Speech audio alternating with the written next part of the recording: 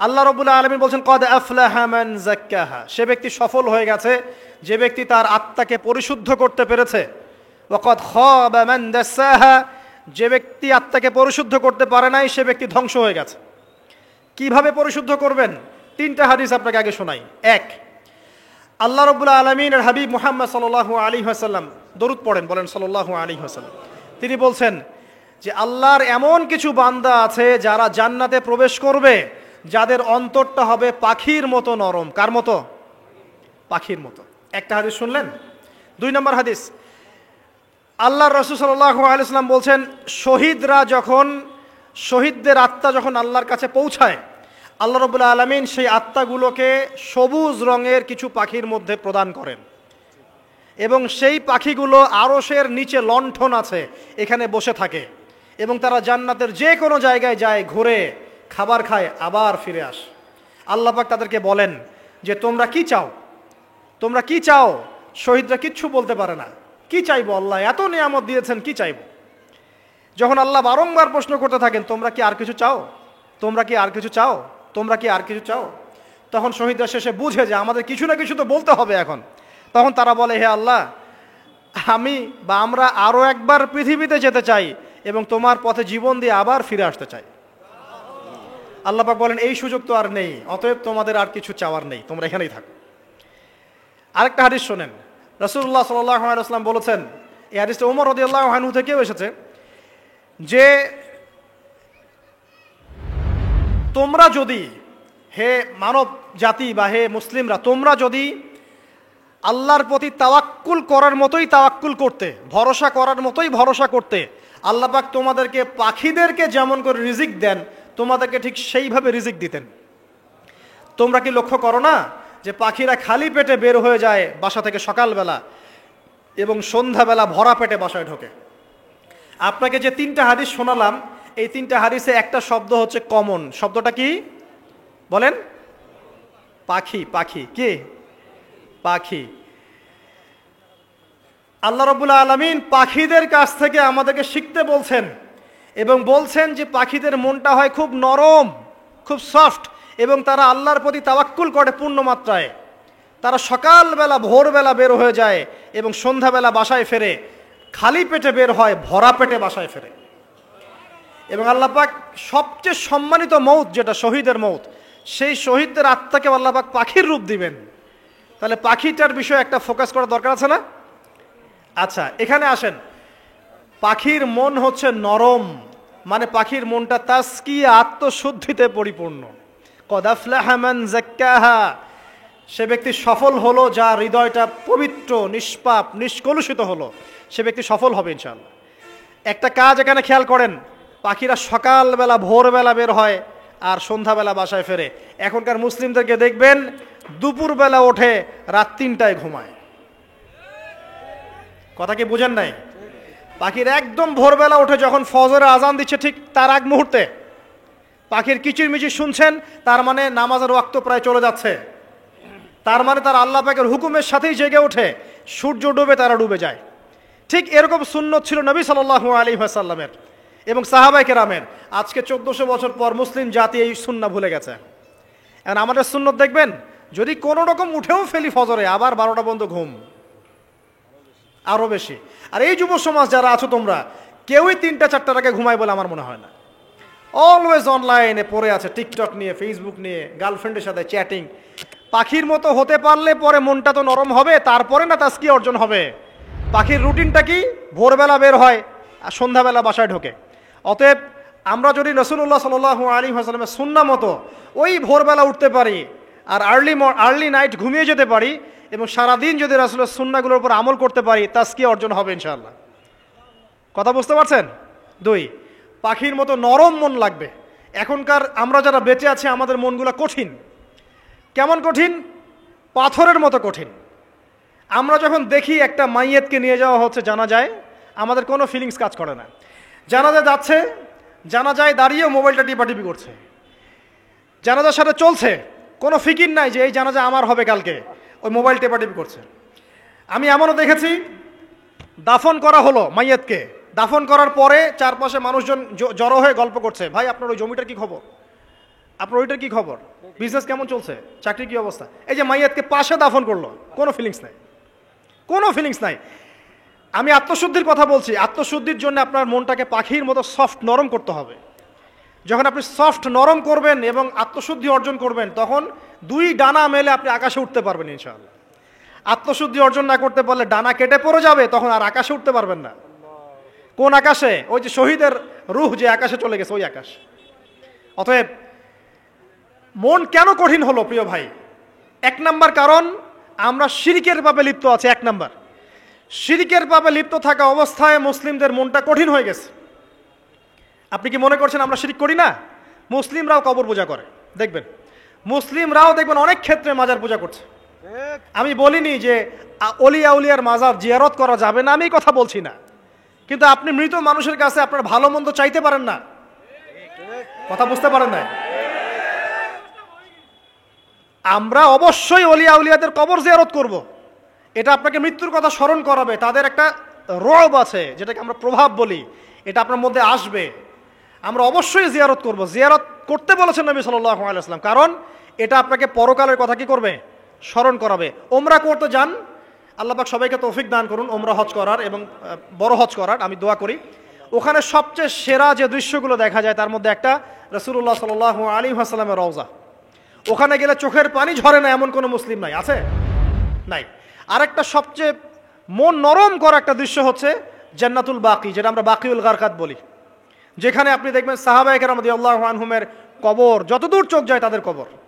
কবরের কোনো মাজার নাই, সেখানে কোনো তাওয়াফ হচ্ছে না কবরকে কেন্দ্র করে, সেখানে কবরে কেউ ফুল চড়াচ্ছে না, একটা ছোট্ট পাথর দেখা যায় খেলে, আর কিছু না। পৃথিবীর সবচেয়ে শ্রেষ্ঠ মানুষগুলো সেখানে শুয়ে আছেন। ওখানে গিয়ে দাঁড়াবেন, দেখবেন নিজেকে তুচ্ছ বলে মনে হবে আমি এই পৃথিবীতে আর কি করছি? সেরা মানুষগুলি মাটির নিচে, আমি এখানে কি করছি? তো দেখুন প্রিয় ভাইরা, অবশ্যই অলিয়া উলিয়াদের কবর জিয়ারত করবেন, কিন্তু মৃত ব্যক্তি আপনার কল্যাণ করতে পারবে? অকল্যাণ করতে পারবে? হ্যাঁ, তারা আল্লাহর কাছে সুপারিশ করতে পারবে আল্লাহ পাক যখন তাদেরকে অনুমতি দিবেন। তারপরে আল্লাহ পাক যখন অনুমতি দিবেন, তখন নবী সাল্লাল্লাহু আলাইহি ওয়াসাল্লাম সুপারিশ করবেন, অলিয়া উলিয়াগণ করবেন, আলেম ওলামা করবেন, শহীদগণ করবেন, হাফেজে কোরআন করবে, অনেকেই করবে ইনশাআল্লাহ। আল্লাহ পাক সূরা শামসের মধ্যে বলছেন, কদ আফলাহা, সে ব্যক্তি সফল হয়ে গেল। সে ব্যক্তি সফল হয়ে গেল মানে সে জান্নাতে চলে যাবে ইনশাআল্লাহ। কে? মান যাক্কাহা, যে ব্যক্তি তার নফসটাকে, তার এই যে কলব, এটাকে পরিশুদ্ধ করতে পেরেছে, সে ব্যক্তি সফল হয়ে গেল। ওয়াকাদ খাবা মান দাসাহা, আর যে ব্যক্তি তার নফসটাকে পরিশুদ্ধ করতে পারলো না, সে ব্যক্তি ধ্বংস হয়ে গেল। নফস কিভাবে পরিশুদ্ধ হবে, এটা আমাদের আজকের আলোচনার টপিক। তার আগে আমরা বলি, 5 ওয়াক্ত নামাজ ছাড়া নফস কখনো পরিশুদ্ধ হবে না। তো আজকে আমরা অনেক যদি আলোচনা করি, বাসায় কিছু নিয়ে যেতে না পারি, তাহলে আলোচনার কোনো লাভ নাই, কোনো ফায়দা নাই। মানুষকে দেখানো, তাকবীর দেয়া, এই যে আমাকে প্রোটোকল দিয়ে নিয়ে আসলেন, ঠিক আছে, ভালোবাসার জায়গায়, কিন্তু দিন শেষে যদি আমরা আল্লাহর সামনে আত্মসমর্পণ করতে ব্যর্থ হই, তাহলে এই মাহফিলগুলোর বরকত নষ্ট হয়ে যাবে। আমরা কি চাই যে মাহফিলের বরকত নষ্ট হয়ে যাক? আসরের জামাত আমরা আদায় করেছি, এই জামাত আমাদেরকে শৃঙ্খলা শিখিয়েছে, শেখায় নাই? একজন ইমাম লিড দিলেন নামাজে, আপনারা তাকে ফলো করলেন, তাই নয় কি? এটাই তো হচ্ছে মুসলিম উম্মার বৈশিষ্ট্য। মুসলিম উম্মাহ হবে শৃঙ্খলাবদ্ধ জাতি, যাদের প্রতিটা কাজ হবে সুশৃঙ্খল। আর আমাদের কাজগুলো কি এখন সুশৃঙ্খল? আমরা কিন্তু উশৃঙ্খল জীবনযাপন করি। দেখবেন ওই যে একটা হাদিস আছে শেষ জামানায়, যে নারী পুরুষের পোশাক পরবে, পুরুষ নারীর পোশাক পরবে। এই যে উশৃঙ্খলতা, দেখেন না এখন শেষ জামানায় আপনি দেখবেন এমন এক শ্রেণীর মেয়ে বের হয়েছে বাজারে, রাস্তাঘাটে, সমাজে, যারা কাপড় পরবে কিন্তু কাপড় পরেও নগ্ন থাকবে। এ কোনো হাদিস আমি বানিয়ে বলছি না, সবগুলো হাদিস সহিহ। এখন দলিল দিতে গেলে অনেক সময় চলে যাবে। তো উশৃঙ্খলতার যুগ, কাপড় পরে থাকাটা তাকওয়ার পোশাক, শালীনতা। আর এখনকার যুগটা চলছে কাপড় খোলার যুগ। কথা ঠিক না ঠিক বলেন? এখন মানুষ কাপড় খুলতে পারলে বেশি কমফোর্ট ফিল করে। আর আপনারা জানেন না, এই মহাবিশ্বে আমাদের পিতা এবং মাতা আদম এবং হাওয়া আলাইহিমুস সালাম, তাদেরকে সর্বপ্রথম কে নগ্ন করে দিয়েছিল জানেন? ফালাম্মা যাকা আশ-শাজারা, যখন আমাদের পিতামাতা ওই গাছের কাছে চলে গেলেন, কোন গাছ? যেটা আল্লাহ পাক বলেছিলেন ফালা তাকরাবা হাযিহি শাজারা, ওই গাছের কাছে যখন তারা চলে গেলেন, তার ফল খেয়ে ফেললেন, বাদাত লাহুমা সাওআতিহিমা, তাদের এই যে পোশাকটা, এই পোশাকটা খুলে পড়ে গিয়েছিল এবং লজ্জাস্থান উন্মুক্ত হয়ে গিয়েছিল। তো সর্বপ্রথম আমাদের পিতামাতাকে নগ্ন করে দিয়েছিল কে? ইবলিস। এখন যারা মুসলিমদের গা থেকে কাপড় খুলে ফেলতে চাচ্ছে, এরা তাহলে কার অনুসারী? দলিল কি পেয়েছেন? বানিয়ে বলি নাই, সূরা আরাফ পড়েন, পেয়ে যাবেন ইনশাআল্লাহ। কোন সূরা? সূরা আরাফ। প্রথম নসিহত প্রিয় ভাইরা, এই যুগটা হচ্ছে উচ্ছৃঙ্খলতার যুগ। এই যুগে মানুষ আল্লাহ পাকের হালালকে খুব কমই পরোয়া করে। আল্লাহর হালালকে মানুষ হারাম করে নিচ্ছে, আর আল্লাহর হারামকে মানুষ হালাল করে নিচ্ছে। আল্লাহ পাকের বিশাল একটা হারাম হচ্ছে সুদ বা রিবা, আর এখন আমাদের উপর রিবা হয়ে গেছে ওয়াজিব। নাউজুবিল্লাহ।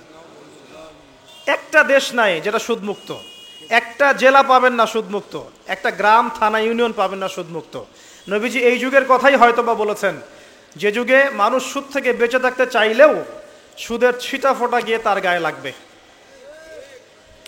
মনে করেন আপনি একটা কনস্ট্রাকশন করেছেন, একটা সুদী প্রতিষ্ঠান থেকে লোন নিয়েছেন, এখন আপনি ওই কনস্ট্রাকশনটা ভাড়া দিয়েছেন। সেখানে মনে করেন আমি ভাড়া নিয়েছি, আমি আপনাকে মাসে মাসে ভাড়া প্রদান করছি, আপনি সেই ভাড়ার টাকাগুলো কালেক্ট করছেন, করে সেই প্রতিষ্ঠানের লোন শোধ করছেন। প্রত্যক্ষভাবে না হলেও আমি কিন্তু পরোক্ষভাবে সুদে হেল্প করছি। আমি বুঝাতে পারছি না মনে হয়। এর বাইরে 1% মানুষও এখন পৃথিবীতে নাই যে ব্যক্তি রিবা থেকে বাইরে, ইচ্ছাকৃত হোক অনিচ্ছাকৃত হোক। আর এই প্রসঙ্গ আসলে আমি 2-4টা কথা না বলে থাকতে পারি না।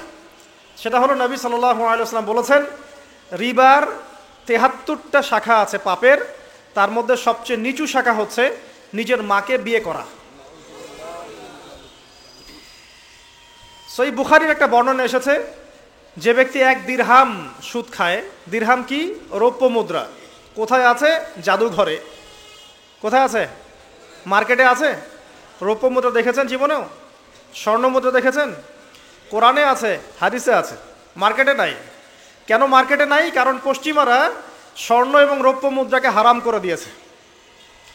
পশ্চিমারা স্বর্ণ এবং রৌপ্য মুদ্রার ডিলিংসটাকে মার্কেট থেকে উঠিয়ে দিয়েছে। এই জন্য আপনি মার্কেটে গোল্ড কয়েন এবং সিলভার দিরহাম পাবেন না। কিন্তু আল্লাহর রাসূল সাল্লাল্লাহু আলাইহি ওয়াসাল্লামের যুগে এটা ছিল।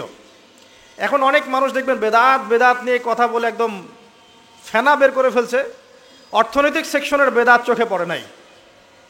এখন বলতে পারে এটা তো দুনিয়াবি বিষয়। বাস্তবিক অর্থে এটা দুনিয়াবি বিষয় নয়, কারণ এই পেপার মানির মধ্য দিয়ে, ইলেকট্রনিক মানির মধ্য দিয়ে আপনার সম্পদকে সিজ করে চুষে খাওয়া হচ্ছে, আপনি বুঝতে পারছেন না। এখন প্রতারণা করা কি জায়েজ না না জায়েজ? শোয়েব আলাইহিস সালামের নাম শুনেছেন?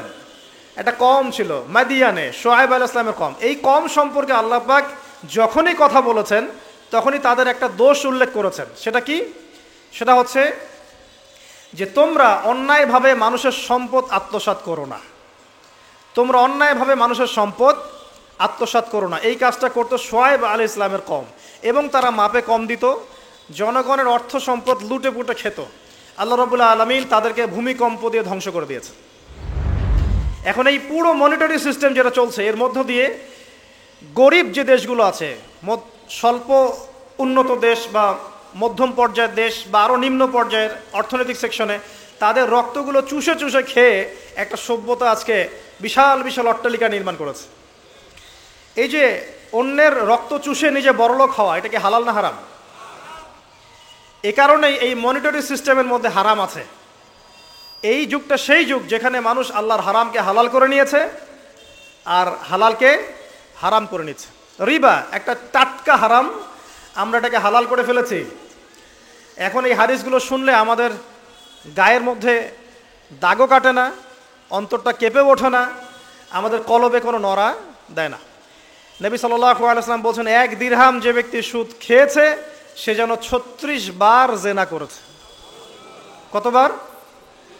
আমি হাদিসটা বানিয়ে বললাম কি বললাম না, আপনারা আলেমদেরকে জিজ্ঞাসা করবেন, বাসায় গিয়ে অবশ্যই জিজ্ঞাসা করবেন। যদি দেখেন হাদিস ঠিক আছে, সহি, তাহলে আল্লাহর ওয়াস্তে এখন যেমন তওবা করলেন আমি 5 ওয়াক্ত নামাজ ছাড়বো না, ঠিক আমার সাথে আবার তওবা করেন যে সারা জীবন সুদ খাবো না ইনশাআল্লাহ। নবী সাল্লাল্লাহু আলাইহি ওয়াসাল্লাম 4 শ্রেণীর মানুষকে অভিশাপ করেছেন। এক শ্রেণী যে সুদ খায়, 2 নাম্বার যে দেয়, 3 নাম্বার যে সাক্ষী থাকে, 4 নাম্বার যে লিখে রাখে। এখন আপনি বলেন এই পুরো মনিটরি সিস্টেমের মধ্যে এই 4 শ্রেণীর মানুষ আছে না? কোনো না কোনোভাবে আমরা এর সাথে সম্পৃক্ত নই কি? সম্পৃক্ত। অতএব আল্লাহর এই বাণীকে যদি ভয় করেন, কোন বাণী? আল্লাহ পাক বলছেন ইয়া আইয়ুহাল্লাযীনা আমানু হে মুমিনগণ ইত্তাকুল্লাহ, তোমরা আল্লাহকে ভয় করো। ওয়াযারু মা বাকিয়া মিনার রিবা ইন কুনতুম মুমিনিন, তোমরা সুদের অবশিষ্ট অংশগুলো ছেড়ে দাও যদি প্রকৃতপক্ষে তোমরা মুমিন হয়ে থাকো।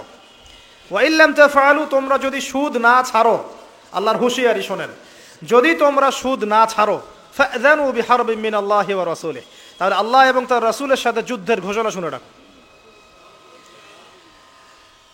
আল্লাহ এবং তার রাসূলের বিপক্ষে যুদ্ধ করে কেউ জান্নাতে যাবে? কেউ কবরের আযাব থেকে বাঁচতে পারবে? কেউ হাউজে কাউসারের পানি পাবে? আল্লাহ এবং তার রাসূলের সাথে যুদ্ধ করে কেউ টিকতে পারবে? আপনার কি তাই মনে হয়? যদি মনে হয় তাহলে দিব্যি সুদ খান, কোনো সমস্যা নাই।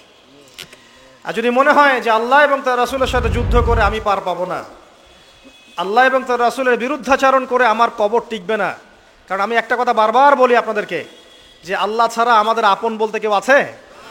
একা এসেছেন পৃথিবীতে, একাই যেতে হবে। আপনার খ্যাতি, আপনার অর্থনৈতিক খ্যাতি, অর্থের প্রতিপত্তি, আপনার ক্ষমতার দাপট, আপনার ধর্মীয় দাপট, কোনো কিছুই, ফ্যান ফলোয়ার্স, কেউ আপনার সাথে কবরে যাবে না। মনে করেন আমি আসছি, আপনারা সবাই স্লোগান দিচ্ছেন, কথার কথা, আপনারা আমাকে ভালোবাসেন, বা একজন পলিটিশিয়ান আসছে, আপনারা সবাই স্লোগান দিচ্ছেন, ভালোবাসেন তাকে। দিন শেষে ওই পলিটিশিয়ান একাই কবরে যাবে, দিন শেষে আপনিও একাই কবরে যাবেন, আমিও একাই কবরে যাব। আলটিমেটলি কি হলো? দুনিয়া এবং আখেরাতে আল্লাহ ছাড়া প্রকৃত বন্ধু আমাদের কেউ নাই, প্রকৃত মওলা কেউ নাই। সেই আল্লাহ এবং তার রাসূলের বিরুদ্ধাচরণ করে কেউ তার সাথে যুদ্ধ করে কবরে পার পাবে, এমনটা ভাবা বোকামি নয় কি? আল্লাহ পাক আমাদেরকে বোঝার তৌফিক দান করুন। এটা সেই যুগ যে যুগে মানুষ আল্লাহর হারামগুলোকে হালাল করে নিচ্ছে। মাদকদ্রব্য হালাল না হারাম? এখন দেখবেন মেজরিটি সংখ্যক মানুষ মাদকদ্রব্যের সাথে সংশ্লিষ্ট হয়ে গেছে। স্পেশালি বর্ডার এলাকা যেগুলো আছে বাংলাদেশের, সেই বর্ডার এলাকাগুলোতে দিব্যি রমরমা ব্যবসা চলছে, মাদকের দিব্যি ব্যবসা চলছে। এবং যারা মাদক খাচ্ছে এরা মুসলিম, তারা হয়তো এই হাদিস জানে না। আল্লাহ পাক ওদের কানের মধ্যে আমার এই হাদিসটা যেন পৌঁছে দেন, আমিন। নবী সাল্লাল্লাহু আলাইহি ওয়াসাল্লাম বলেছেন, আমি মেরাজের রাতে যখন গিয়েছি তখন এক শ্রেণীর মানুষকে দেখেছি, ওদেরকে শাস্তি দেওয়া হচ্ছে। কি শাস্তি? জাহান্নামীদের রক্ত এবং পুঁজ ওদেরকে খেতে দেওয়া হচ্ছে। জিবরাইল আলাইহিস সালামকে জিজ্ঞাসা করা হলো যে এরা কারা? তিনি বললেন, এরা আপনার উম্মতের সেই সব ব্যক্তি যারা মাদকদ্রব্য সেবন করত। আল্লাহ রাব্বুল আলামিন তার হাবিবের মাধ্যমে জানিয়েছেন, যখন কোনো মুসলিম মাদক সেবন করে বা কোনো ব্যক্তি মাদক সেবন করে তখন 40 দিন তার নামাজ কবুল হয় না। এরপর যদি সে তওবা করে তাহলে আল্লাহ পাক তার তওবা কবুল করবেন ইনশাআল্লাহ। যদি সে আবারও মাদক খায় তওবা করার পর, আবার 40 দিন তার নামাজ কবুল হবে না। যদি সে আবার তওবা করে আল্লাহ পাক আবার তাকে মাফ করে দিবেন। যদি সে আবারও মাদক খায়, আবার 40 দিন তার নামাজ কবুল হবে না। তারপর যদি আবার তওবা করে, আবার আল্লাহ তাকে মাফ করে দিবেন। এরপরেও যদি সে আবার মাদকদ্রব্য সেবন করে, নবী সাল্লাল্লাহু আলাইহি ওয়াসাল্লাম বলছেন তাকে আল্লাহ রাব্বুল আলামিন পরকালে মৃত্যুর পরে তিনাতুল খাবাল পান করাবেন। তিনাতুল খাবাল। জিজ্ঞাসা করা হল, ইয়া রাসূলুল্লাহ, তিনাতুল খাবাল কি জিনিস? নবী সাল্লাল্লাহু আলাইহি ওয়াসাল্লাম উত্তর দিচ্ছেন, এটা হচ্ছে জাহান্নামীদের রক্ত, মাংস, এগুলো পুড়ে পচে যে রসটা বের হবে, এটা হচ্ছে তিনাতুল খাবাল। এই যে দুনিয়াতে যারা ওয়াইন খাচ্ছে, শ্যাম্পেইন, ওয়াইন, বিয়ার, তারপরে যে কি ভোদকা, হ্যাঁ, গাঁজা, হেরোইন, ফেন্সিডিল, ইয়াবা, একটা বিষয় শোনেন, কি কারণে আপনি সেখানে যাচ্ছেন? হতাশা, অথবা সঙ্গদোষ, অথবা পারিবারিক চাপ, অথবা যে গার্লফ্রেন্ড ছেড়ে চলে গেছে, এই তো বিষয়গুলো। কি কারণে মানুষ মাদকের কাছে যায়, কেন যায়, কারণটা কি? আমরা যখন ফিলোসফি পড়তাম তখন একটা তত্ত্ব পড়ানো হয়েছে আমাদেরকে। তত্ত্বটার নাম হচ্ছে কার্যকারণ তত্ত্ব। মানে প্রত্যেকটা কাজের পিছনে একটা কারণ থাকে, ঠিক আছে? এই যে মুসলিমরা নামাজ পড়ে কেন? আল্লাহর জন্যে।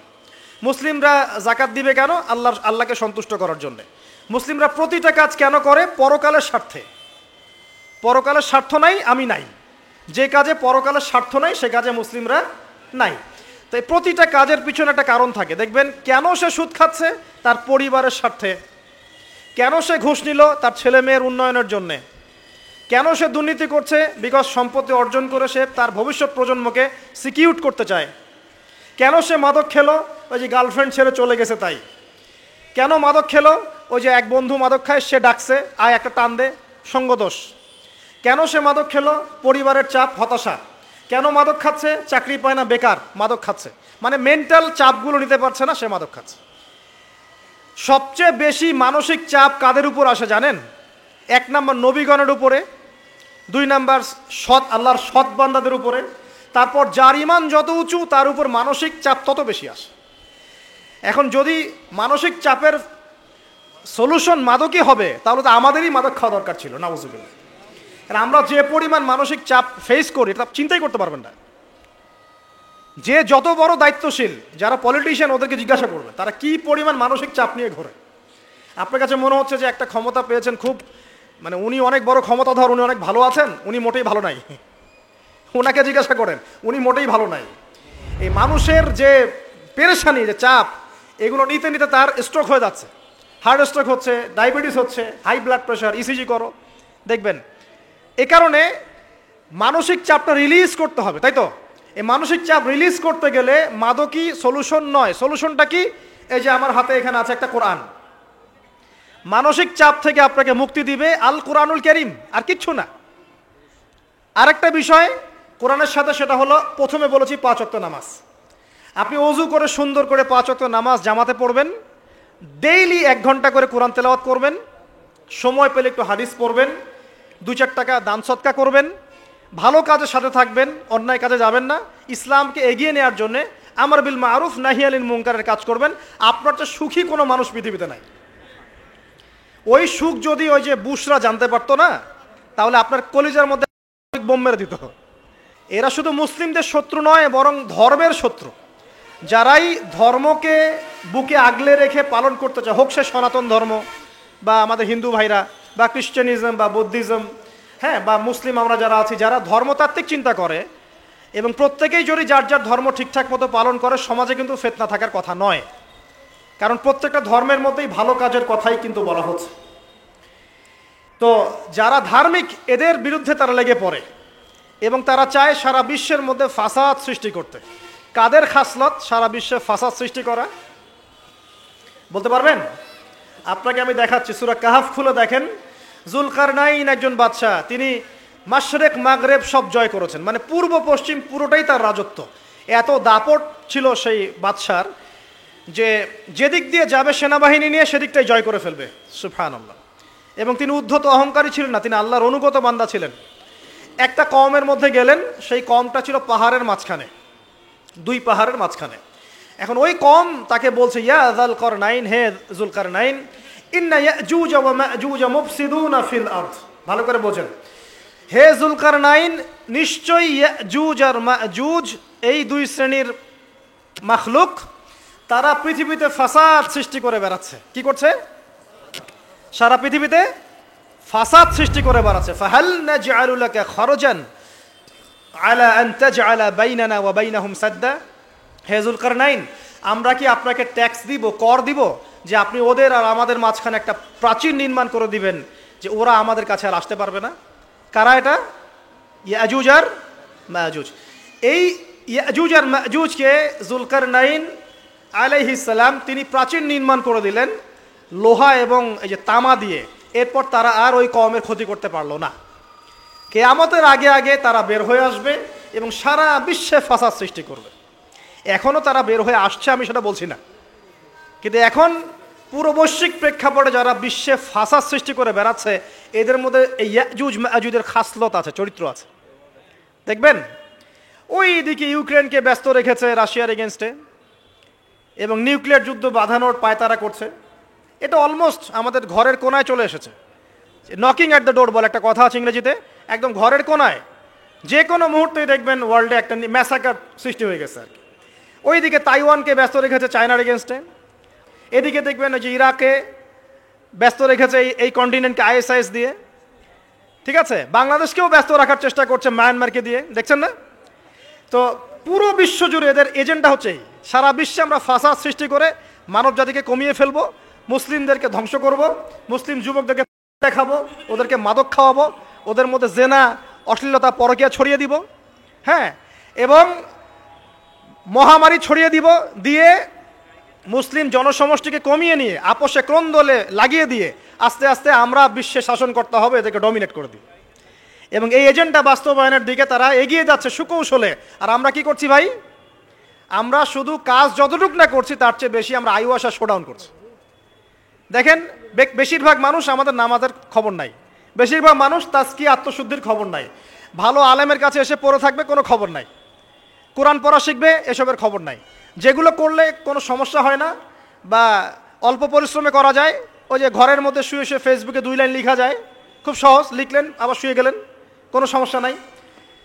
কোনো কনস্ট্রাকটিভ সুদূর প্রসারী কাজ আমাদের হচ্ছে না, যেটা হচ্ছে এটা প্রয়োজনের তুলনায় নিতান্তই নগণ্য।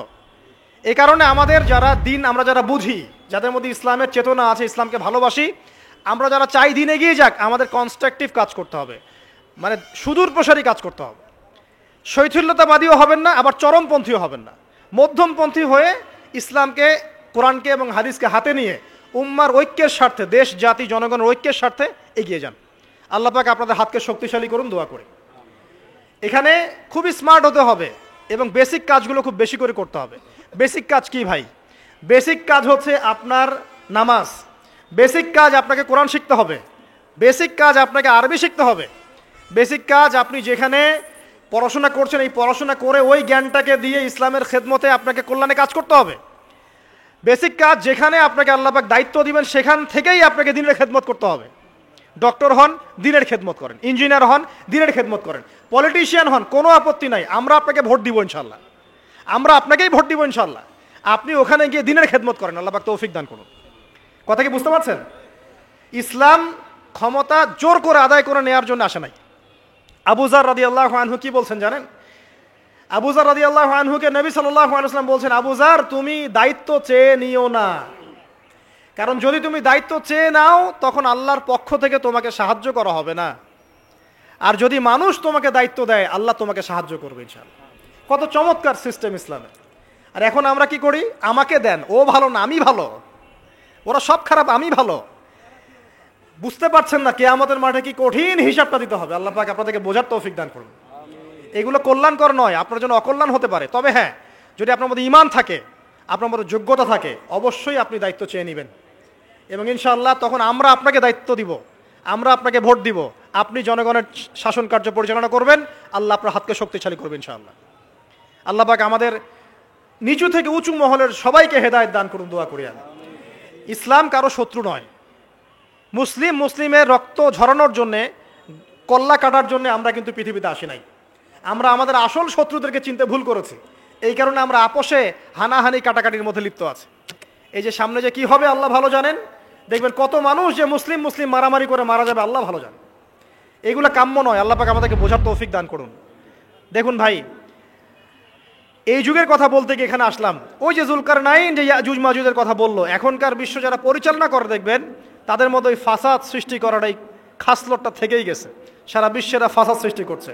আমি কিন্তু বলিনি এরা ইয়াজুজ মাজুজ, কথাকে আবার অন্যদিকে নিয়ে যায় না, আমি কিন্তু এই কথা বলি নাই। আমি বলছি তাদের মধ্যে এই চরিত্র দেখা যায়। এই যুগ সেই যুগ যখন আপনি মাদককে হালাল করে নিচ্ছেন, রিবাকে হালাল করে নিচ্ছেন, বেহায়াপনাকে হালাল করে নিচ্ছেন, কাপড় খোলাকে হালাল করে নিচ্ছেন। আপনি মুসলিম হয়েও দেখবেন শিরকে লিপ্ত আছেন, সুন্নতে লেবাস আছে কিন্তু আকীদার মধ্যে বেদাত থেকে গেছে। আপনি মুসলিম হয়ে হালাল হারাম রিজিকের পরোয়া করছেন না, দিনের বেসিক জিনিসগুলো শিখছেন না। আল্লাহ পাক এই যুগের ফিতনাগুলো থেকে আমাদের মুসলিমদেরকে হেফাজত করুন, আমিন। মুসলিমরা আজকে শিরিক করছে অনেক ক্ষেত্রেই। দেখবেন হাতে একটা এই যে বালা পরে আছে, খুলে না। কেন খুলেন না ভাই? বলে যে এটা খুললে যদি রোগ হয়, রোগ দেওয়ার মালিক কে? ওই বালা না আল্লাহ? এই যে আপনার বিশ্বাস জন্মায় নিয়েছে, এই যে বিশ্বাসটা জন্মিয়েছে আপনার হাতের উপরে, এই বালার উপরে, এটাই শিরক, এটাই শিরক। যদি আপনি বিশ্বাস করেন যে এটা হাতে থাকলে আপনি সুস্থ থাকবেন, হাত থেকে খুলে পড়ে গেলে আপনি আর বাঁচবেন না, এই যে কল্যাণ অকল্যাণের মালিক আপনি কাকে করলেন? ওই বালাকে করেছেন, আল্লাহকে করেন নাই। এখানে শিরক হয়ে গেছে, খুবই সূক্ষ্ম শিরক। আপনি নামাজ পড়ছেন মনে করেন, এখন কিছু মানুষ আসলো, এখন দেখছেন যে হুজুর তো আমার নামাজ দেখছে, নামাজটা খুব সুন্দর করে পড়ার চেষ্টা করলেন, লম্বা নামাজ, সেজদা গিয়ে আর উঠছেন না, খুব সুন্দর নামাজ পড়ছেন। এই যে মানুষকে দেখানোর জন্য নামাজটা পড়ছেন, এটা শিরক। এটা কি? এটাও শিরক। এই যে গণক বসে আছে রাস্তার পাশে, দেখবেন টিয়া পাখি নিয়ে, তারপরে যে কাগজ নিয়ে, আসেন ভাই ভাগ্য পরীক্ষা করে দেই। আরে ভাই, তুমি যদি মানুষের ভাগ্যই পরীক্ষা করতে পারবা, তো তুমি রাস্তার পাশে কেন? তোমার ভাগ্য কেউ পরীক্ষা করেনি কখনো? এতটুকু কমন সেন্স আমাদের নাই? ও যদি আমার ভালো মন্দ করতে পারে বা ভবিষ্যৎ বলতে পারে, তাহলে ও রাস্তার পাশে বসে আছে কি জন্য? ওর তো প্রাইম মিনিস্টার হওয়ার কথা, এখন ওর তো ইলেকশন করার কথা। তো দেখেন, এই যে ওখানে গিয়ে আমরা কি করি, ভাই আমার হাতটা দেখে দেন, ভাই আমার অতীত বলে দেন, ভবিষ্যৎ বলে দেন, এবং এগুলো দিন দিন বাড়ছে। কিন্তু এই রাশিফল, কবিরাজি, গণকি, এগুলো দিন দিন বাড়ছে। এবং আমি লক্ষ্য করছি দিন দিন আরেকটা জিনিসও বাড়ছে, সেটা হলো জাদুবিদ্যার চর্চা করা। এবং গ্রামে গঞ্জে কুফুরি বাড়ছে না? কুফুরি করা, তাবিজ করা, বিচ্ছেদ করা, স্বামী স্ত্রীর বিচ্ছেদ করা, মেয়েকে বশ করা, সন্তানকে বশ করা বাড়ছে না? সবই শিরক, এগুলো সবই কুফুরি। এগুলো মুসলিমরা করছে না। মুসলিমরা এসব শিরকে লিপ্ত আছে বলেই তো অন্তর কঠিন হয়ে গেছে। ফাকাসাত কুলুবুহুম, তাদের অন্তর কঠিন হয়ে গেছে। তো একটা হাদিস বলে এখানে খালি, নবী সাল্লাল্লাহু আলাইহি ওয়াসাল্লাম বলছেন, যদি কেউ কোনো গণকের কাছে যায়, গিয়ে বলে দেখেন তো আমার হাতটা একটু, ও কিন্তু বিশ্বাস করে না যে এ ভবিষ্যৎ বলতে পারে, খালি এমনি বলেছে একটু দেখেন তো, বলার সাথে সাথেই 40 দিনের নামাজ কবুল হবে না।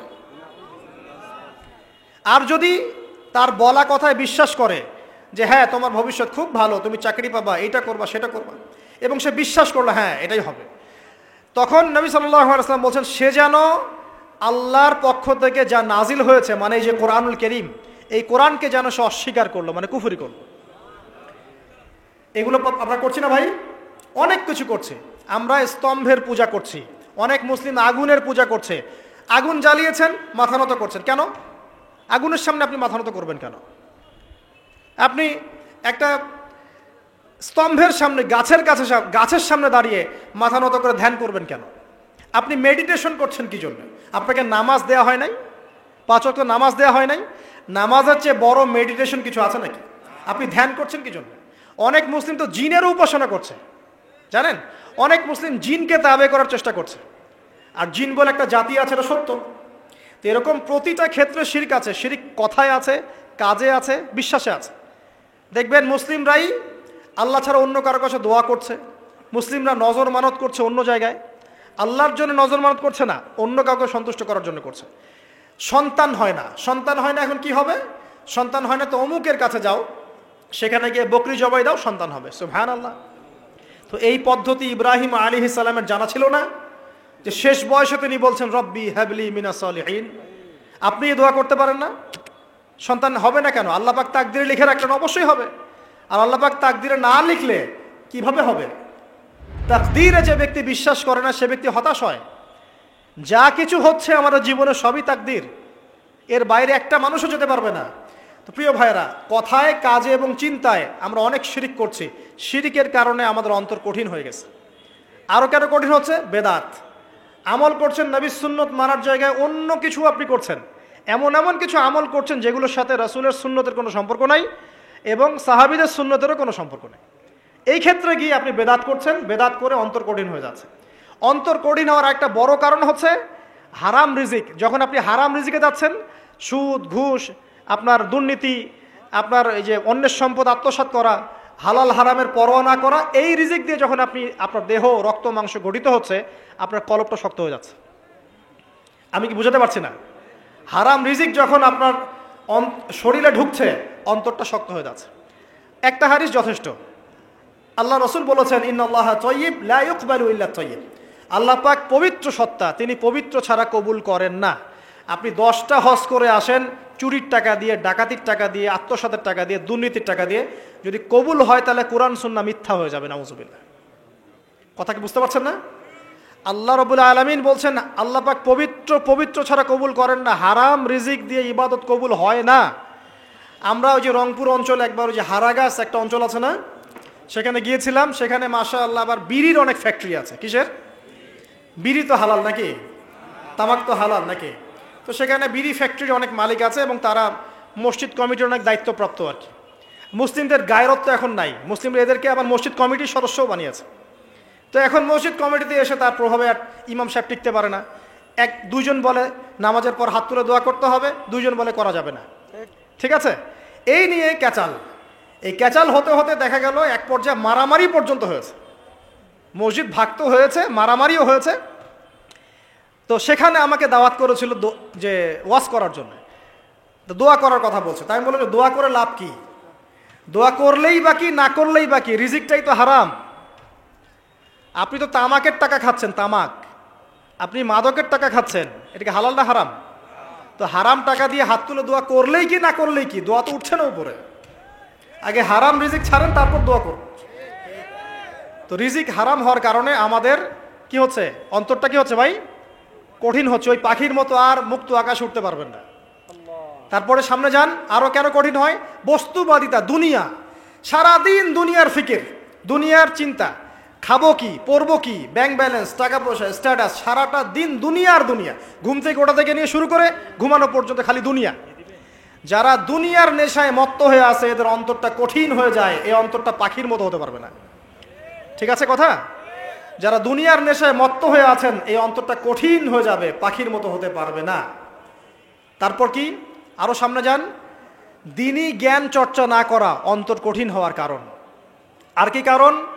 পাপ করা, পাপ। যত বেশি আপনি পাপ করবেন, যত বেশি পড়বেন, যত বেশি মাদক খাবেন, যত বেশি জুয়া খেলবেন, যত বেশি অহেতুক সময় নষ্ট করবেন, যত বেশি আপনি অন্যের ক্ষতি করবেন, ঠিক আছে, নিরপরাধ মানুষের উপর নির্যাতন করবেন, যত বেশি আপনি পাপ করবেন, পাপ, এই পাপ করতে করতে করতে মানুষের অন্তর কঠিন হয়ে যায়।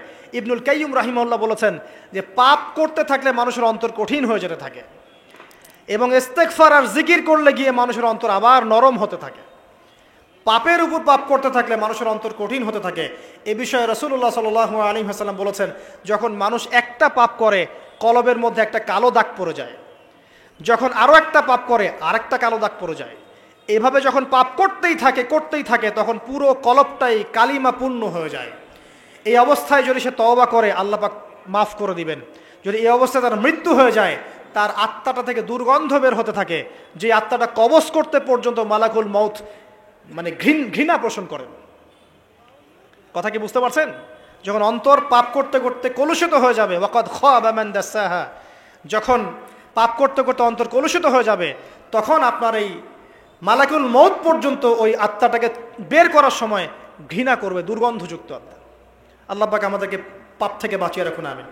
এরকম কিছু কাজ আছে, বস্তুবাদিতা, শিরক, বেদাত, হারাম রিজিক, সারাদিন দুনিয়ার ফিকির নিয়ে থাকা, ঠিক আছে, অন্যের ক্ষতি করা, পাপ কন্টিনিউয়াসলি করতে থাকা, এবং দিন ছেড়ে দেওয়া, দিনের এলেম ছেড়ে দেওয়া, আল্লাহ পাকের আনুগত্য ছেড়ে দেওয়া, এই কাজগুলো করতে থাকলে মানুষের অন্তর কি হয়, কঠিন হয়ে যায়। এখন সলিউশন কি বলেন? 5 মিনিটে আমি সলিউশন বলছি, কেমন করে আপনি এটাকে নরম করবেন আর পরিশুদ্ধতা অর্জন করবেন এবং ওই পাখির মতো মুক্ত আকাশে উড়বেন। কিভাবে বলবো? 1 নাম্বার, অবশ্যই শিরক ত্যাগ করতে হবে। কি করতে হবে? শিরক ত্যাগ করতে হবে, আল্লাহ পাকের তাওহীদের উপর থাকতে হবে। আল্লাহ পাক তৌফিক দান করুন। লং কিছু বলার সময় নাই আমার হাতে, একটা বই বলছি, কিতাবুত তাওহীদ। কি নাম? কিতাবুত তাওহীদ। এই বইটা অনেক ভার্সন বাজারে বের হয়েছে, কিনে দেখবেন শিরক কত প্রকার কি কি, তাওহীদ কাকে বলে কত প্রকার কি কি। যেটা বুঝবেন না, মাদ্রাসা চলে যাবেন, আলেম ওলামার কাছে গিয়ে জিজ্ঞাসা করবেন, হুজুর এটা বুঝি নাই। ঠিক আছে? 1 নাম্বার, শিরক ত্যাগ করতে হবে। 2 নাম্বার, আপনাকে তাওহীদে থাকতে হবে, এটা এক, অন্তর নরম করার কথা বলছি। 2 নাম্বার, সুন্নতের উপর আমল করতে হবে। ওই যে পাখির কথা বললাম, যে সকালবেলা বের হয় আর সন্ধ্যাবেলা কি করে? বাসায় ফেরে। খালি পেটে বের হয়, ভরা পেটে বাসায় ফেরে। তার মানে আমাদেরকেও সকাল সন্ধ্যাটা কাটাতে হবে নবী সাল্লাল্লাহু আলাইহি ওয়াসাল্লামের সুন্নত অনুযায়ী। যখন তিনি ঘুমাতেন তখন ঘুমাবেন, যখন উঠতেন তখন উঠবেন, বাকি কাজ যেমন করে করতেন তেমন করে করবেন, তখন অন্তর ইনশাআল্লাহ নরম হয়ে যাবে। ঠিক আছে ভাই? 2।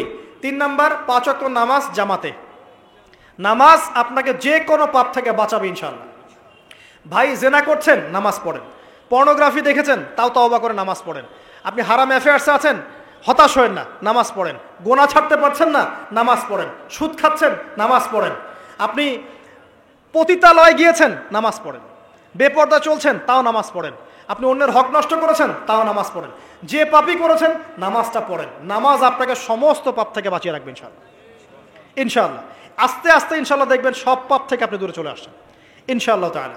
3 নাম্বার নামাজ। 4, 4 নাম্বার, বেশি থেকে বেশি, ভাই শোনেন, বেশি থেকে বেশি পরকালের ফিকির করবেন। খালি পরকালের চিন্তা করবেন যে আমাকে মৃত্যুবরণ করতে হবে, কবর যেতে হবে, পুলসিরাত পার হতে হবে, আল্লাহর সামনে দাঁড়াতে হবে। যত বেশি আপনি আল্লাহর ফিকির করবেন, পরকালের ফিকির করবেন, আপনার মনটা নরম হয়ে যাবে ইনশাআল্লাহ তাআলা, মনটা শক্ত হবে না। 5 নাম্বার, মানুষের সাথে খুব বেশি মেলামেশা করবেন না। মানুষের সাথে খুব বেশি মেলামেশা করলে ইবনুল কাইয়িম রাহিমাহুল্লাহ বলেছেন অন্তর কঠিন হয়ে যায়। কারণ মানুষ আপনাকে গীবত করাবে, হ্যাঁ, মানুষ খারাপ কাজে নিয়ে যাবে, বেফাস কথাবার্তা বলবেন, হয়তো বেফাস কাজ করবেন, ফুজুল কি বাত করবেন, এগুলো করতে গিয়ে আপনি দেখবেন অন্তর কঠিন হয়ে গেছে। এত বেশি মানুষের সাথে মেলামেশার দরকার নাই, প্রয়োজন যতটুকু অতটুকু করবেন। ঠিক আছে, আল্লাহ পাক তৌফিক দান করুন, আমিন। কয়টা বললাম? 5, 6। আমার সবচেয়ে প্রিয় নসিহত, প্রত্যেক দিন মিনিমাম 1 ঘন্টা করে কোরআন তেলাওয়াত করবেন বুঝে। আমি বলিনি না বুঝে করলে কোনো নেকি হবে না, প্রত্যেক হরফে 10 নেকি হবেই হবে, কিন্তু আপনি করবেন বুঝে ইনশাআল্লাহ। যখন বুঝে আপনি প্রত্যেক দিন 1 পারা করে বা 1 ঘন্টা করে কোরআন তেলাওয়াত করবেন, আপনার কলিজা, আপনার কলব নরম হতে বাধ্য, এবং আপনার অন্তরে আল্লাহ নূর নেমে আসবে ইনশাআল্লাহ। দেখবেন আপনার কলব থেকে সমস্ত এই যে পঙ্কিলতা, কলুষতা ইনশাআল্লাহ চলে যাবে ইনশাআল্লাহ তাআলা। দুটো জিনিস অন্তরকে পবিত্র করে ফেলে, এক হচ্ছে কোরআন তেলাওয়াত, আর এক হচ্ছে বেশি থেকে বেশি আল্লাহর জিকির এবং ইস্তেগফার। তো কোরআন তেলাওয়াত বাড়িয়ে দেন, আল্লাহ পাক সবাইকে কোরআন তেলাওয়াত করার তৌফিক দান করুন, আমিন। যারা শেখেন নাই আজকে ওয়াদা করেন যে কোরআন আপনারা বিশুদ্ধ করে পড়া শিখবেন, ওয়াদা করেন। আগামী রমজান আসার আগেই 1 খতম দেওয়া চাই, পারবেন? এবং কোরআনের চর্চা বাড়িয়ে দিবেন, প্রত্যেক দিন কিছু করেন না করেন কোরআন তেলাওয়াত করতে হবে, ঠিক আছে? আল্লাহ পাক তৌফিক এনায়েত করুন, আমিন। আর বুঝে পড়ার চেষ্টা করবেন। একটা সহজ তাফসির বলে দিই, মারিফুল কোরআন বাসায় আছে না? মারিফুল কোরআন, তাফসির ইবনে কাসির বাসায় নাই, জালালাইন বাসায় নাই, বাসায় নাই কিনেন, সারাদিন তো অনেক টাকা পয়সা খরচ করছেন, 3টা তাফসির কিনেন, জালালাইন কিনেন, মারিফুল কোরআন কিনেন, ইবনে কাসির কিনেন, বাসায় গিয়ে পড়া শুরু করেন। পারবেন না? যে আয়াতটা বুঝবেন না, ওলামায়ে কেরামের কাছে যাবেন, গিয়ে বলবেন হুজুর এটা বুঝি নাই, বুঝাই দেন। নিজে নিজে ব্যাখ্যা করতে যাবেন না, ব্যাখ্যা করলে দেখবেন একটা পণ্ডিত বেরোছে, কিছু পণ্ডিত কোরআন পড়ে বলে কোরআনই মানি হাদিস মানি না, এরকম পণ্ডিত দেখেন নাই? কোরআনই মানি হাদিস আর মানি না, কারণ আল্লাহ নাকি নাউজুবিল্লাহ কোরআনে নাকি আল্লাহ পাক হাদিস মানতে বলে নাই, ও নাকি পায় নাই। এই জন্য দেখলাম সুবহানাল্লাহ, নামাজ পড়তেছে, কোরআন থেকে নামাজ পড়তেছে, হাদিসের কোনো হেদায়েত নিবে না। মানে কিরকম যে হাত আবার ঠিকই বাঁধতেছে, হাত বাঁধতেছে, রুকু করতেছে, সেজদা করতেছে, এগুলো আবার কোথায় পাইলো আল্লাহ ভালো জানেন। হাত এভাবে বাঁধতেছে, এভাবে হাতটা বাঁধা কোরআনে কোথায় আছে আমি পাইলাম না কোথাও, ঠিক আছে? তা হাদিস ছাড়া কি এগুলো আসবে? হাত বাঁধবে, সেজদায় গিয়ে সুবহান রাব্বিয়াল আ'লা বলছে না, বলছে আসলামতু লিরাব্বিল আলামিন, এটা কোরআন থেকে বলছে। অথচ নবী সাল্লাল্লাহু আলাইহি ওয়াসাল্লাম হাদিস থেকে বলছেন সুবহান রাব্বিয়াল আ'লা সুবহুন কুদ্দুসুন রব্বুল মালাইকাতি ওয়ার রূহ সুবহানাকা আল্লাহুম্মা রাব্বানা ওয়া বিহামদিকা আল্লাহুম্মা ইগফিরলি, এগুলো নাই। ও বলছে আসলামতু লিরাব্বিল আলামিন, মানে কোরআন মানি হাদিস মানি না। এত বেশি পণ্ডিত হওয়ার দরকার নাই, এরা হচ্ছে ইচড়া পাকা টাইপের পণ্ডিত। ওমর রাদিয়াল্লাহু আনহুর যুগে বেঁচে থাকলে এদেরকে পিটাই সোজা করে ফেলাইতে এখন, ফাইজলামি শুরু করছে, কোরআন মানি হাদিস মানি না। আল্লাহ পাক কোরআনে বলছেন ওয়ামা আতাকুমুর রাসূলু ফাখুযু, রাসূল যা দিয়েছেন তা গ্রহণ করো, ওয়ামা নাহাকুম আনহু ফানতাহু, রাসূল যা নিষেধ করছেন দূরে থাকো। রাসূল যা দেন সেটা হাদিস না, রাসূল যা দেন সেটা সুন্নাহ না, সুন্নাহ তো সে মানেই না, আলটিমেটলি সে কোরআনই মানে না। তো আসল কথা হচ্ছে এইসব ফিতনা থেকে বেঁচে থাকবেন, কোরআন তেলাওয়াত বাড়িয়ে দেন। কয়টা বলছি? 5টা 6টা। 7 নাম্বার, বেশি থেকে বেশি ইস্তেগফার সারাদিন পড়বেন, আস্তাগফিরুল্লাহ ওয়া আতুবু ইলাইহি, আস্তাগফিরুল্লাহ ওয়া আতুবু ইলাইহি, আস্তাগফিরুল্লাহাল্লাযী লা ইলাহা ইল্লা হুয়াল হাইয়ুল কাইয়ুম ওয়া আতুবু ইলাইহি। প্রত্যেকদিন পড়তে হবে 100 বার করে। কতবার করে? 100 বার। 8 নাম্বার, বেশি বেশি আল্লাহর জিকির, চলতে ফিরতে জিকির, সুবহানাল্লাহ, আলহামদুলিল্লাহ, লা ইলাহা ইল্লাল্লাহ, আল্লাহু আকবার, লা হাওলা ওয়ালা কুওয়াতা ইল্লা বিল্লাহ, বলবেন হাসবুনাল্লাহু ওয়া নি'মাল ওয়াকিল, ঠিক আছে? সুবহানাকা আল্লাহুম্মা রাব্বানা ওয়া বিহামদিকা আল্লাহুম্মা ইগফিরলি, সুবহানাল্লাহি ওয়া বিহামদিহি আদাদা খালকিহি ওয়া রিদা নাফসিহি ওয়া জিনাতা আরশিহি ওয়া মিদাদা কালিমাতিহি। যত জিকির আছে সব করবেন, জিকির বাড়াবেন, যত জিকির বাড়াবেন অন্তর পরিশুদ্ধ হবে ইনশাআল্লাহু আযজা ওয়া জাল। কয়টা বলছে? 8। আর 2টা বলি। 9, অন্যের হক নষ্ট করবেন না। অন্যের হক নষ্ট করলেই মন কঠিন হয়ে যাবে। অন্যের হক নষ্ট করবেন না, বরং মানবতার কল্যাণে কাজ করেন। যে কাজগুলো মানব সেবামূলক সেগুলো করেন, রক্তদান কর্মসূচি করেন, গাছ লাগান, এতিমের মাথায় হাত বোলান, বিধবার খোঁজ খবর নেন, ঠিক আছে? মেয়েদের সেলাই মেশিন কিনে দেন, মানুষের উপকারে কাজ করেন, দেখবেন আপনার মনটা নরম হয়ে যাবে ইনশাআল্লাহ। যার মন নরম এবং যার মনের মধ্যে সততা আছে, আল্লাহ পাক ইনশাআল্লাহ সেখানে অবশ্যই হেদায়েত ঢালবে ইনশাআল্লাহ তাআলা। আর 10 নম্বর সবচেয়ে শেষ হচ্ছে যে কবর জিয়ারত করবেন বেশি বেশি করে, এবং নিজের মৌতের কথা স্মরণ করে আল্লাহর কাছে বেশি বেশি দোয়া করবেন। কি দোয়া করবেন? ইয়া মুকাল্লিবাল কুলুব সাব্বিত কলবি আলা দীনিক, ইয়া মুসাররিফাল কুলুব সররিফ কুলুবানা আলা তাআতিক। এই দোয়াগুলো করবেন ইনশাআল্লাহ। এবং কবর জিয়ারত করবেন সপ্তাহে সপ্তাহে, পারলে 2 দিন 3 দিন পর পর কবরস্থানে যাবেন, ইনশাআল্লাহ দেখবেন আপনার মন নরম হবে ইনশাআল্লাহ আযজা ওয়া জাল। এখনকার এই সভ্যতা এসে কবরস্থানকে সমাজ থেকে দূরে সরিয়ে দিয়েছে, অথচ আগে মুসলিমদের কবরস্থান ছিল মসজিদের পাশে, 5 ওয়াক্ত নামাজ পড়তো, কবর জিয়ারত করে বাসায় যেত, 5 ওয়াক্ত নামাজ পড়তে আসতো, কবরকে দেখতো, পরকালে কথা স্মরণ হতো। এখন কবরস্থান ওই যে দূরে, সারা জীবনে একবার যায় কিনা সন্দেহ আছে। এই 10টা কাজ যদি আপনারা করতে পারেন ইনশাআল্লাহ তাআলা, আমাদের কলবটা ইনশাআল্লাহ নরম হবে, আত্মশুদ্ধি অর্জিত হবে। আর এগুলোর পাশাপাশি অবশ্যই আল্লাহওয়ালা আত্মশুদ্ধিওয়ালা মানুষের সোহবতে গিয়ে থাকবেন। আল্লাহওয়ালা আত্মশুদ্ধিওয়ালা মানুষের সোহবতে গিয়ে থাকলে তাদেরকে দেখেই দেখবেন মনটা নরম হয়ে যাবে ইনশাআল্লাহ। ইলমি পরিবেশে থাকেন, দিনী পরিবেশে থাকেন, আমর বিল মারুফ নাহি আনিল মুনকারের কাজ করেন, 3 দিন 7 দিন 40 দিন যতদিন পারেন আল্লাহর পথে সময় লাগান। আমি এটাকে আপনার আত্মশুদ্ধির জন্য বলছি, এটাই একমাত্র পথ পদ্ধতি আত্মশুদ্ধির, এটা বলছি না। এখানে গেলে আপনি ইনশাআল্লাহ আপনার ইসলাহ এবং সংশোধনের জন্য কাজ করতে পারবেন। আল্লাহ রাব্বুল আলামিন আমাদের সবার কলবগুলোকে পরিচ্ছন্ন করুন। আল্লাহ পাক আমাদের সবাইকে শিরকের পাপ থেকে বাঁচিয়ে রাখুন, হৃদয় কঠিন হওয়া থেকে বাঁচিয়ে রাখুন। আল্লাহ পাক আমাদেরকে বেশি থেকে বেশি কোরআন তেলাওয়াত করার তৌফিক দান করুন, দ্বীনি জ্ঞান চর্চা করার তৌফিক দান করুন। আল্লাহ পাক আমাদের সবাইকে হারাম রিজিক, জেনা, সুদ, ঘুষ থেকে বাঁচিয়ে রাখুন। আল্লাহ পাক আমাদেরকে পরকালীন চেতনায় এই দুনিয়ার জীবন কাটানোর তৌফিক এনায়েত করুন, আমিন। আমরা আজকে এই যে পাখিদের মতো অন্তর নিয়ে কথা বললাম, আমরা যদি এই আমলগুলোর মধ্য দিয়ে অন্তরটাকে পবিত্র করতে পারি, ইনশাআল্লাহ ওই শহীদদের যে নরম পাখির অন্তর, সেটা আমরা লাভ করতে পারবো ইনশাআল্লাহ। এবং আরশের নিচে আল্লাহ রাব্বুল আলামিন আমাদেরকে ছায়া দিবেন ইনশাআল্লাহ তাআলা। আল্লাহ পাক আমাদের সবাইকে পাখি থেকে শিক্ষা নেওয়ার তৌফিক দান করুন, পাখির মতো মুক্ত আকাশে ডানা মেলার তৌফিক আল্লাহ পাক দান করুন, আমিন।